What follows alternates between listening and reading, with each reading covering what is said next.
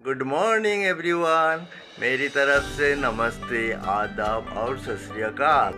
भी यानी श्रीहान magic bro channel पे आप लोगों का स्वागत है।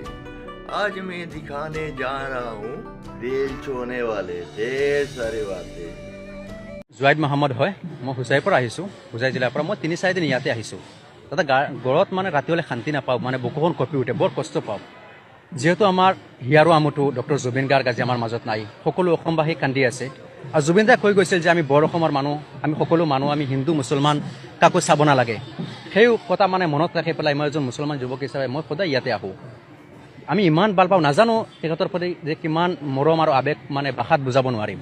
আৰু মই চৰকাৰক এইটো আহ্বান জনাইছোঁ, যদি সোণাপুৰ অঞ্চলত যদি অসম চৰকাৰে 6 বিঘা ভূমি আমাক আবণ্টন দিয়ে, আৰু যদি 6 বিঘা ভূমিত 2 বিঘা কৰি যদি ভূমিত এখন মনধৰ্মৰ মানুহে আৰামত উপাসনা কৰিব পাৰিম, আমি গুৱাহাটী যোৱা অহা কৰোঁতে আমি নামাজ পঢ়িব পাৰিম, হিন্দু ভাইসকলে পূজা কৰিব পাৰিব। আৰু ট্ৰাষ্ট এখন বনাই দিলে ইয়াতে গীৰ্জাত মানে খ্ৰীষ্টান ধৰ্মৰ লোকসকলে তেওঁলোকে উপাসনা কৰিব পাৰিব। সেই কথাখিনি মই মনত লৈ পেলাই আহিছোঁ। আৰু মই এজন সাধাৰণ সৰু ল'ৰা, মোৰ অলপ চলপ মোৰ ব্যৱসায় আছে।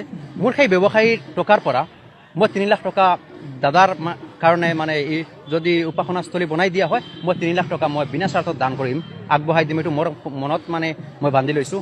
যদি হয় যদি ইয়াত বনাই দিয়ে, মই চৰকাৰক যদি কেছ দিব লাগে দিম, চেক দিব লাগে দিম, যি দিব লাগে দিম।